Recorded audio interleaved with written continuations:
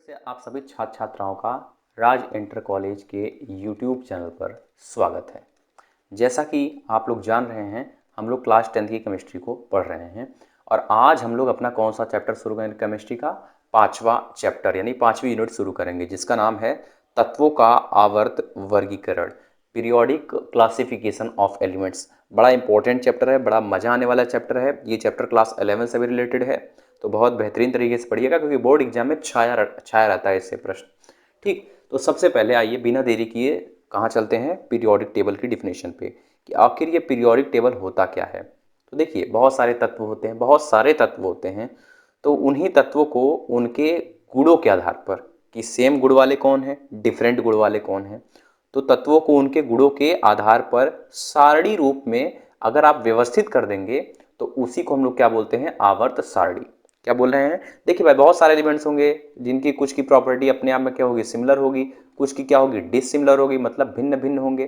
तो डिसिमिलर वाले को अलग कर देना और सिमिलर वाले को एक पास रख देना और उन्हें टेबल फॉर्म में बना देना, यही क्या कहलाता है? आवर्त सारणी कहलाता है। लेकिन सवाल ये उठता है कि आखिर हमें आवर्त सारणी की आवश्यकता क्यों पड़ी, यानी हमें तत्वों के वर्गीकरण की आवश्यकता क्यों पड़ी? तो इसको एक आपको हम एग्जाम्पल समझाते हैं।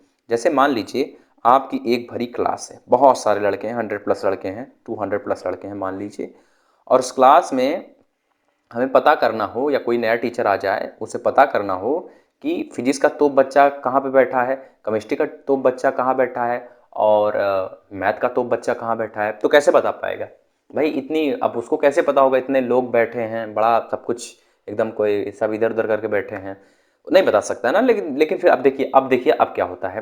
मान लीजिए फिर टेस्ट हुआ, ठीक, फिजिक्स केमिस्ट्री किसका किसका? फिजिक्स का, मैथ का, केमिस्ट्री का, सबका टेस्ट हुआ। और किसने टेस्ट लिया? टीचर ने टेस्ट लिया।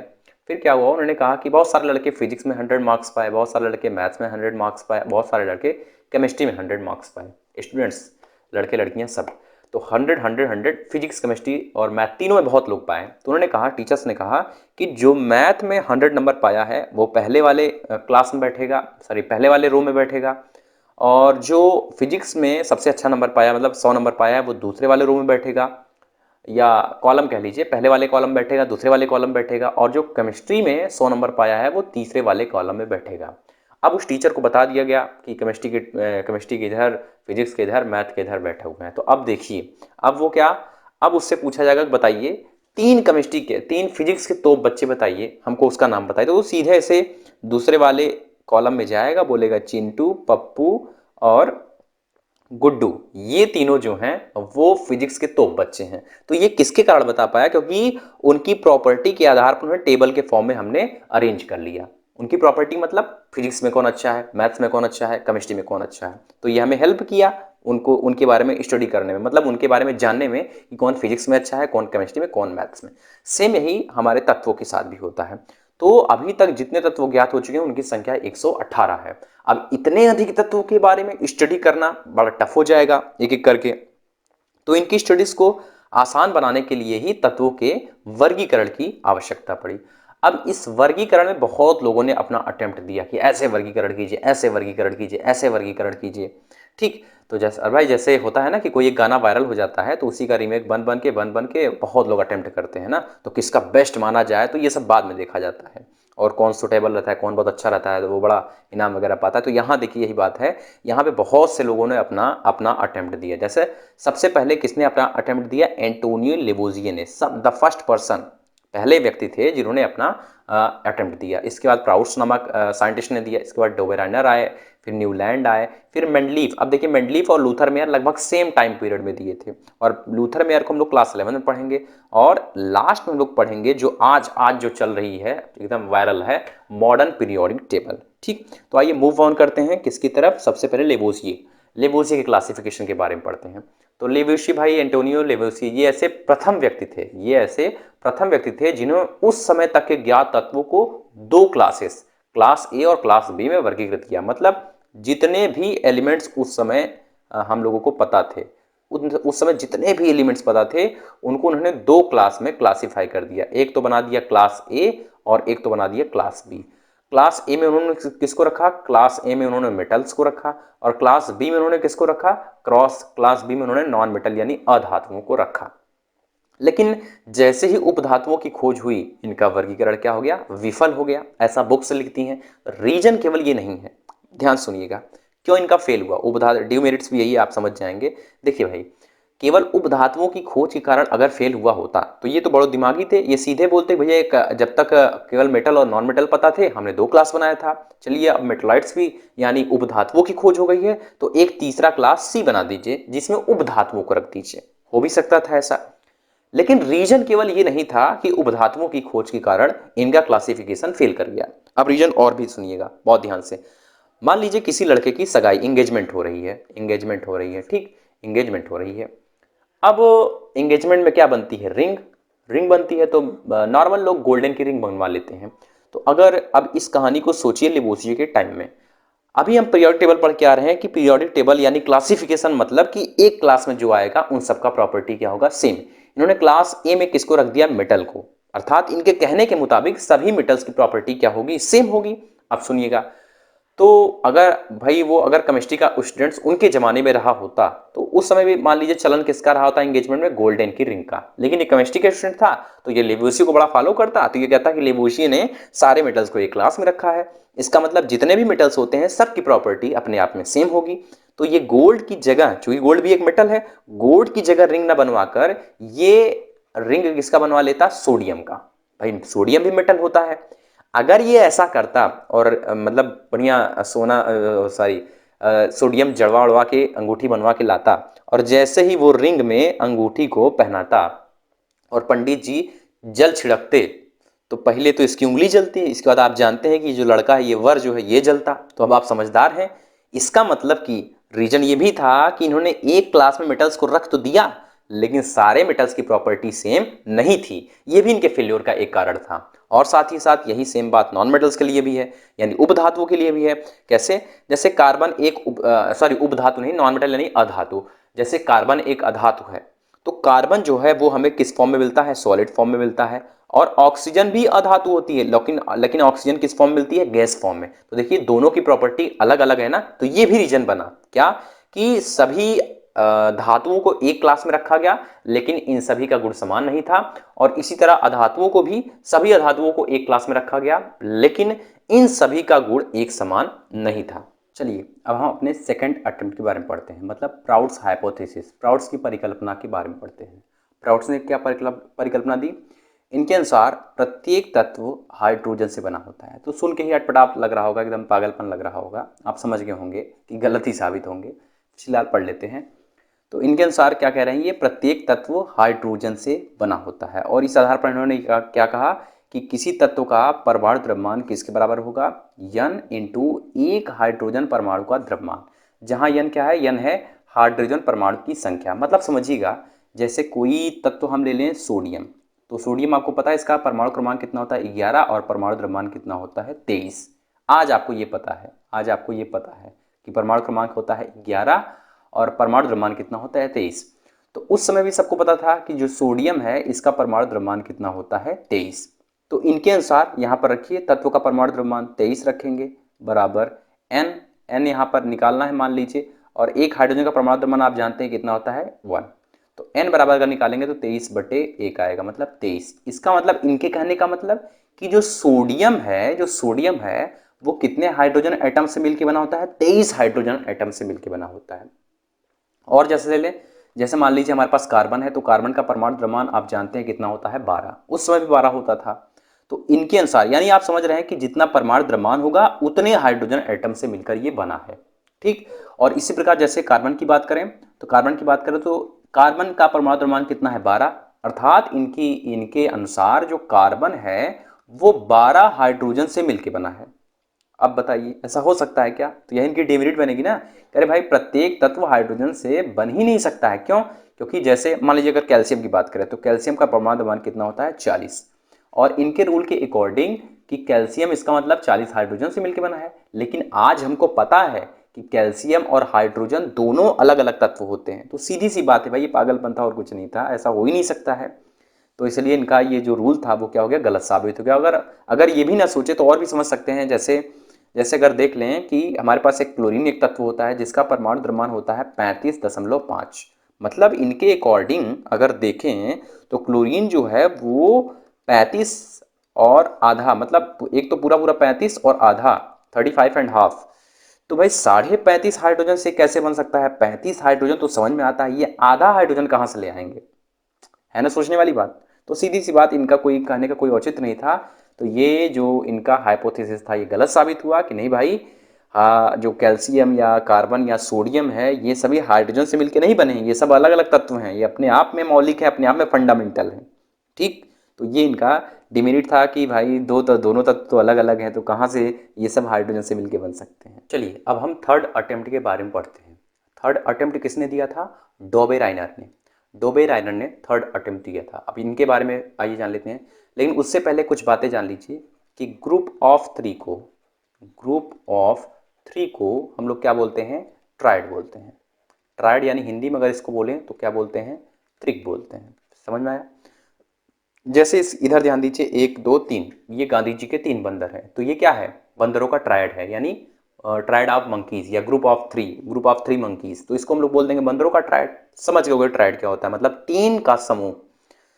तो इसी वर्ड का इस्तेमाल डॉबे राइनर ने किया था। देखिए कुछ नए वर्ड्स आते जाएंगे, कुछ नए टर्म्स आते जाएंगे, तो डरना नहीं है, घबराना नहीं है, सब समझ में आएगा। डॉबे राइनर ने समान गुण वाले तत्वों को 3 तत्वों के समूह में व्यवस्थित किया, जिसे हम लोग क्या बोलते हैं, त्रिक बोलते हैं।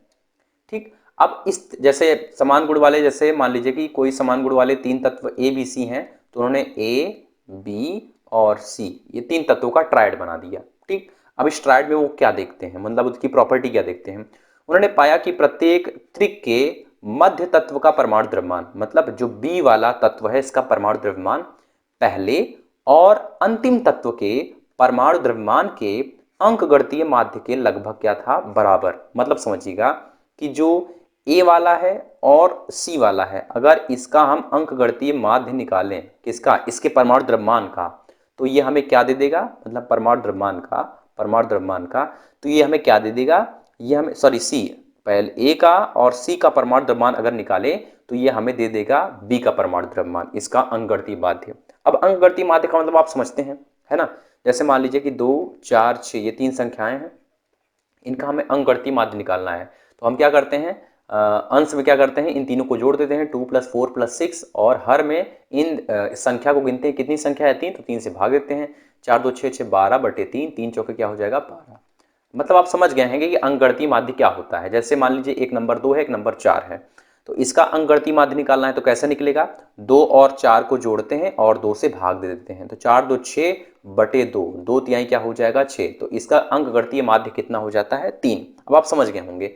तो इसी तरह से फिर से एक बार देख लीजिए, उन्होंने क्या पाया कि प्रत्येक त्रिक के मध्य वाले तत्व का परमाणु द्रव्यमान, जो बीच वाला है इसका परमाणु द्रव्यमान हम कैसे प्राप्त करेंगे, हम पहले और अंतिम तत्व के परमाणु द्रव्यमान का अंकगणितीय माध्य निकाल देंगे, तो वही हमें क्या दे देगा, बीच वाले तत्व का परमाणु द्रव्यमान दे देगा। लेकिन अब ये ट्रायड ये बनाए कैसे, उस पर ध्यान दीजिए। ये इन्होंने क्या काम किया कि एक पेपर ले लिया, इन्होंने एक पेपर ले लिया। अब जितने भी एलिमेंट उस समय इन्हें उन्हें मिल रहे थे, उस समय उन्होंने उन सभी एलिमेंट्स के परमाणु द्रव्यमान को इस पेज पर इस तरह से लिख लिया, यानी नोट कर लिया।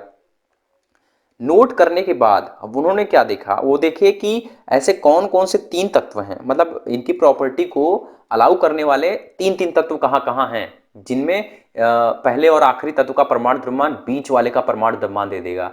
तो जो जो उनको ऐसा रूल फॉलो करने वाले तत्व मिले उनको वो बाहर निकालिए और उन्हीं को वो अपना डोबेर राइनर्स ट्रायड बना दिए। समझ में आया कैसे बनाए थे। चलिए एक बार फिर से इनकी प्रॉपर्टी को देख ले रहे हैं। इनकी प्रॉपर्टी के अनुसार यदि ए बी और सी ये लोग क्या है, डोबे राइनर ट्राइड है, तब इनकी प्रॉपर्टी क्या कहती है कि अगर हम ए वाले परमाणु द्रव्यमान का और सी वाले तत्व के परमाणु द्रव्यमान का समांतर माध्य निकाले तो ये हमें बी वाले तत्व का परमाणु द्रव्यमान दे देगा। कहने का मतलब कि एवरेज किसका किसका, ए वाले का परमाणु द्रव्यमान का, सी वाले के परमाणु द्रव्यमान का, ये हमेशा हमें क्या देगा, बी वाले का परमाणु द्रव्यमान देगा। ये डोबे राइनर के त्रिक का गुण था। अब इस आधार पर बहुत सारे इनके ट्रायड भी बने। आइए कुछ एक एग्जांपल हम लोग देख लेते हैं जो जो पॉसिबल हो पाए थे इनके आधार पर। जैसे लिथियम का परमाणु द्रव्यमान कितना होता है 7। जैसे पोटेशियम का परमाणु द्रव्यमान कितना होता है 39 होता है। तो ये इनका परमाणु द्रव्यमान है। तो अब बताइए सोडियम का परमाणु द्रव्यमान कैसे निकालेंगे। अब चूंकि ये ट्रायड बना दिए तो इनका रूल जरूर फॉलो करेगा। तो देखिएगा हम क्या कर रहे हैं, लिथियम के परमाणु द्रव्यमान का और पोटेशियम के परमाणु द्रव्यमान का अरिथमेटिक मीन निकाल दे रहे हैं। तो ये कितना हो जाएगा, 46/2 हो जाएगा। और जब इसको भाग देंगे तो ये कितना आ जाएगा, 23। और आप जानते हैं ये तो बिल्कुल फिट बैठा। और आप जानते हैं कि सोडियम का जो परमाणु द्रव्यमान होता है वो कितना होता है, 23। अच्छा, इनकी प्रॉपर्टी भी सेम थी। अगर इनके रिएक्शंस को देखेंगे, ऑक्साइड नेचर जिसका भी देखेंगे, जैसे अगर इसके प्रॉपर्टी को देखें तो लिथियम का जो वैलेंसी होता है ये कितना होता है, +1। सोडियम का भी कितना होता है, +1। और पोटेशियम का भी कितना होता है, +1। मतलब ये प्रॉपर्टी में भी सेम थे, तो क्लासिफिकेशन काम कर रहा था। अब जैसे आइए सेकंड ट्रायड की बात करते हैं। जैसे कैल्शियम, स्ट्रोंसियम और बेरियम है। जो कैल्शियम का परमाणु द्रव्यमान होता है वो होता है 40, और जो बेरियम का परमाणु द्रव्यमान होता है वो होता है 137। अब सोचिए हमें स्ट्रोंसियम का परमाणु द्रव्यमान अगर पता करना है तो कैसे पता करेंगे। अब भाई ये डॉबेलैनर का ट्रायड है, इसका मतलब इनके लॉ को ये फॉलो करेगा। चलिए निकालिए इन दोनों का अरिथमेटिक मीन। तो क्या निकल जाएगा, 40 + 137/2। इसको अगर हम लोग सॉल्व करेंगे तो कितना आ जाएगा, 88.5। अच्छा, रियल में देखा जाए तो स्ट्रोंसियम का 88 होता भी है।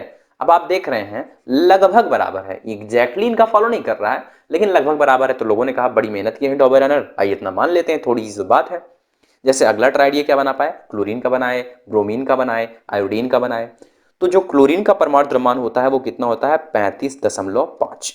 आयोडीन का कितना होता है, 126.9 होता है, हम लोग 127 मान ले रहे हैं। ठीक। अब हमको ब्रोमीन का परमाणु द्रव्यमान कैसे मिलेगा, तो उन्होंने क्या, हम लोग क्या निकाल लेंगे, इसका अरिथमेटिक मीन निकाल लेंगे, यानी अंकगणितीय माध्य निकाल लेंगे। तो कैसे निकलेगा, 35.5 + 127 बटे क्या कर देंगे, 2। तो जब इसको जोड़ के डिवाइड करेंगे तो आएगा 81.25। और रियल में देखा जाए तो ब्रोमीन का जो परमाणु द्रव्यमान होता है वो कितना होता है, 80। तो भाई लगभग बराबर आ रहा है। लोगों ने कहा बड़ी मेहनत की है डॉबेलैनर, मान लेते हैं भाई लगभग की तो बात है। ऐसे ही और एक ट्रायड ये बना पाए। अगला ट्रायड क्या बनाए ये, सल्फर का, सेलेनियम का और टेलुरियम का बनाइए। जैसे हमको सल्फर का परमाणु द्रव्यमान पता है, सल्फर का परमाणु द्रव्यमान होता है 32। टेलुरियम की बात करें तो इसका परमाणु द्रव्यमान होता है 127। और अगर हमें सेलेनियम का परमाणु द्रव्यमान निकालना हो तो हम क्या करेंगे, सल्फर और टेलुरियम का अरिथमेटिक मीन निकालेंगे। तो क्या हो जाएगा, 32 + 127/2 हो जाएगा। इन दोनों को जोड़ के जब सॉल्व करेंगे तो क्या हो जाएगा, 79.5। और रियल में अगर देखें तो सेलेनियम का होता है 79। तो ये ट्रायड भी इनका वर्क कर रहा था, तो बड़ी अच्छी बात थी। लेकिन इससे ज्यादा ये ट्रायड बना ही नहीं पाए, इससे ज्यादा ये ट्रायड नहीं बना पाए। तो अब आप समझ गए हैं, जब इससे ज्यादा नहीं बना पाएंगे तो फेल कर जाएंगे। आइए इनके मेरिट के बारे में पढ़ लेते हैं। तो मेरिट से नहीं होगा, इसको यस हटा लीजिए, केवल क्या होगा, मेरिट। एक ही मेरिट थी कि ये ऐसे प्रथम व्यक्ति थे जिन्होंने गुणों को परमाणु द्रव्यमान के साथ रिलेट कर दिया। आप यहाँ पे सारे गुण किसके आधार पर देखिए, आप इनके गुण को किसके आधार पर देख रहे हैं, परमाणु द्रव्यमान के। भाई परमाणु द्रव्यमान का ही तो अरिथमेटिक मीन निकाल रहे हो। तो उन्होंने तत्वों की प्रॉपर्टी को, यानी तत्वों के गुणों को किससे रिलेट कर दिया, परमाणु द्रव्यमान। ये ऐसे पहले व्यक्ति थे, अब आगे तो बहुत लोग करेंगे लेकिन ये पहले थे। ठीक है। अब इनकी डीमेरिट क्या थी, भाई बुराई, डीमेरिट्स यहाँ लिखा है, देख रहे हैं, बुराई ज्यादा दिखती है लोगों में, लोग दूसरों की बुराई बहुत देखते हैं, अच्छाई तो कम देखते हैं। डीमेरिट पहली क्या थी इनकी, कि इन्होंने केवल कुछ ही ट्रिक दे पाए, बहुत ज्यादा ट्रिक नहीं दे पाए। Only few tries were given, बहुत बहुत थोड़े से ट्राइड ये दे पाए। और अगर बात करें तो he was unable to classify all the elements known at that time, वो उस समय तक के ज्ञात सभी तत्वों को वर्गीकृत करने में असफल थे। ये कुछ ही ट्राइड बना पाए और that's why his classification was failed. चलिए अब हम अपने नेक्स्ट अटेम्प्ट की ओर बढ़ते हैं, जो कि क्या है, Newland law of octaves, Newland का अष्टक नियम। अब इनकी बात जान लीजिए, ये म्यूजिक के बहुत प्रेमी थे, म्यूजिक बहुत इनको अच्छा लगता था, बहुत अच्छा लगता था। और म्यूजिकल नोट को ही ये यूज किए अपने क्लासिफिकेशन में। आइए पढ़ते हैं इनके बारे में। तो इनके अनुसार देखिए, न्यूलैंड ने उस समय तक के ज्ञात तत्वों को परमाणु द्रव्यमान के बढ़ते क्रम में, यहाँ बढ़ते होगा, बढ़ाते नहीं, बढ़ते क्रम में व्यवस्थित किया। क्या, ये जो भी क्लासिफिकेशन अपना दिए हैं ये किसके बेस पर, यहाँ से ऑप्शनल क्वेश्चन बन सकता है। आप जानते हैं इस बार बोर्ड एग्जाम में एमसीक्यू क्वेश्चंस भी आएंगे, तो लाइन बाय लाइन आपको ध्यान देना है कि जैसा पूछ सकता है कि न्यूलैंड ने क्या आधार लिया था, तो क्या हो जाएगा, परमाणु द्रव्यमान का बढ़ता क्रम उन्होंने आधार लिया था। अब देखिए इनके अनुसार प्रत्येक आठवां तत्व कहां से, एक निश्चित तत्व से प्रारंभ करके, प्रत्येक आठवां तत्व जो है का पहला गुण जो है वो पहले तत्व से क्या होगा, एकदम सेम होगा। मतलब एक लाइन में अगर बोले तो एक लाइन में हम ये बोल सकते हैं कि पहले एलिमेंट और 8वें एलिमेंट की जो गुण होगा, जो प्रॉपर्टी होगी, वो सेम होगी।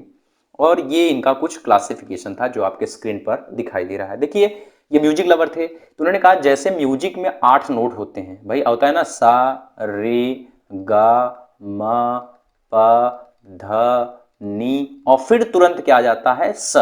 तो म्यूजिकल नोट में आप देख रहे हैं कि पहला वाला और 8वां वाला दोनों क्या है, सेम है, मतलब दोनों की प्रॉपर्टी सेम है। तो सेम यही आधार इन्होंने लिया। हाँ, वो बात अलग है कि इनके यहाँ अलग सा म्यूजिकल नोट चलता था। इनके यहाँ चलता था दो रे मी फा सा सो ला टी, ये सब इन लोग से हमें क्या लेना है, हम लोग सारे गामा पढ़ ले रहे हैं, सा रे गा मा पा धा नी सा। तो म्यूजिकल नोट को इन्होंने ध्यान में रखते हुए अपना क्लासिफिकेशन दिया। तो जैसे ये पहला ग्रुप हो गया, ये दूसरा हो गया, ये तीसरा हो गया, ये चौथा हो गया, ये पांचवा हो गया, ये छठवां हो गया, ये सातवां हो गया। ठीक, तो जो पहले तत्व की प्रॉपर्टी होगी, जो पहले तत्व की एक निश्चित तत्व से प्रारंभ करके पहले तत्व की प्रॉपर्टी और 8वें तत्व की प्रॉपर्टी एकदम क्या होगी, सेम। जैसे अगर हम बात करें हाइड्रोजन की प्रॉपर्टी किससे मैच करेगी, तो एक निश्चित तत्व से शुरू करिए, पहला ये हो गया, दूसरा ये, तीसरा ये, चौथा ये, पांचवा ये, छठवा ये, सातवां ये, आठवां ये। तो इन दोनों की जो प्रॉपर्टी होगी वो क्या होगी, सेम होगी। जैसे आइए बेरिलियम की बात करें, बेरिलियम की प्रॉपर्टी यानी गुण किससे सेम होगा, तो शुरू करिए, 1 2 3 4 5 6 7 8 9 10। 10 तक तो जाना नहीं, केवल कहां तक जाना है, 8 पे जाना है। इसका मतलब बेरिलियम की जो प्रॉपर्टी होगी वो किससे मैच करेगी, मैग्नीशियम से। और आप जानते हैं दोनों की वैलेंसी कितनी होती है, +2 होती है। तो यही इनका क्लासिफिकेशन था। और ये बहुत बहुत रिजिड थे भाई, बहुत डॉन टाइप के थे कि जो एक बार कमेंटमेंट कर दिए तो फिर अपने उनकी भी नहीं सुनते हैं। तो फिर यही बात थी, ये एक बार जो कमेंटमेंट कर दिए, जो ये बोल दिए, फिर अपने बात से हटना नहीं है। हुआ भी ऐसा ही भाई, जो अब जो जो थोड़ा घमंड तो नहीं कर सकते हैं, लेकिन अपनी बात पड़ा रहेगा, कहीं ना कहीं उसका नुकसान हो ही जाता है। तो इनका जो क्लासिफिकेशन था वो फेल कर गया, किसके कारण से, इनकी रिजिडिटी के कारण ही। देखिए क्या रिजिडिटी थी भाई, इनका जो वर्गीकरण था वो केवल किन तत्वों के लिए था, केवल हल्के यानी कैल्शियम तक के तत्वों के लिए था। केवल ये जो वर्गीकरण कर पाए थे, किसके लिए कर पाए थे, कैल्शियम तत्वों के लिए, कैल्शियम तक के तत्वों के लिए। लेकिन इनका जो वर्गीकरण ये फेल कर गया। ये कैसे किया, सुनिएगा एकदम ध्यान से। ये एकदम म्यूजिकल नोट को देखते हुए अपना रूल बनाए थे कि जो पहला वाला होगा और जो 8वां वाला होगा उसकी प्रॉपर्टी क्या होगी, सेम होगी। तो समय आगे बढ़ा, साइंस डेवलप हुई और एक ग्रुप और इनको जोड़ना पड़ा गया। कौन सा ग्रुप जोड़ना पड़ गया भाई, अभी तक आप इसमें देख रहे हैं कि कोई भी आपको नोबल गैस नहीं दिखाई दे रही होगी, लेकिन जैसे समय आगे बढ़ा नोबल गैस की भी खोज हुई। कितनी नोबल आज के समय में होती हैं, तो helium, neon, argon, krypton, xenon, radon, ये क्या होती हैं, ये नोबल गैस होती हैं। तो उस समय भी नोबल गैस खोजी गई। तो मान लीजिए कि नोबल गैस जब खोजी गई तो उनके लिए एक ग्रुप और बना। जैसे यहाँ हम एडजस्ट कर दे रहे हैं, हीलियम, नियॉन, आर्गन। तो अब इनके अनुसार अब ये क्या कहते थे कि भाई पहले वाले किसी निश्चित तत्व से प्रारंभ करिए, जो पहला वाला एलिमेंट होगा और जो 8वां वाला एलिमेंट होगा उनकी प्रॉपर्टी आपस में कैसी होगी, सेम। तो चलिए हाइड्रोजन शुरू करते हैं। तो हाइड्रोजन 1 2 3 4 5 6 7 8। अब देखिए 8वां यहाँ कौन आ गया, हीलियम। तो क्या आप जानते हैं हाइड्रोजन और हीलियम की प्रॉपर्टी आपस में सेम नहीं होती। अरे भाई हीलियम क्या है, हीलियम एक नोबल गैस है, हीलियम एक नोबल गैस होती है। तो इसी कारण से इनका जो क्लासिफिकेशन था वो फेल कर गया। तो अब भाई इनकी कुछ मेरिट थी तो आइए इनकी मेरिट भी देख लेते हैं। हाँ, एक बात और जानती रहिएगा, किसी किसी बुक में आप देखेंगे कि ये वाला जो ग्रुप है, आप इसको देख रहे हैं, इसको यहाँ लिखा है, इधर इधर यहाँ लिख दिया था। ठीक, उससे कोई बात नहीं, आप इसको भी पढ़ लेंगे तो ये भी सही है। ठीक, अब आइए इनकी मेरिट पे ध्यान देते हैं। मेरिट इनकी क्या थी, ये ऐसे प्रथम व्यक्ति थे जिन्होंने तत्वों को सारणी रूप में वर्गीकृत किया। अभी तक आप कहीं नहीं देख रहे थे कि टेबल बना हो, ये ऐसे पहले व्यक्ति थे जिन्होंने क्लासिफिकेशन करने के लिए टेबल बना के उसका यूज किया। अच्छा, इनकी डीमेरिट्स भी देख लेते हैं। इनकी डीमेरिट क्या थी, तो ये केवल कैल्शियम तक के तत्व इनके स्टक नियम का पालन कर रहे थे। उसके आगे का मतलब हल्के तत्व केवल इनके नियम का पालन कर रहे थे। और जैसा भी बता क्या रहे हैं कि अक्रिय गैसों की खोज के पश्चात इनका अष्टक नियम जो हो गया वो क्या हो गया, असफल साबित हो गया।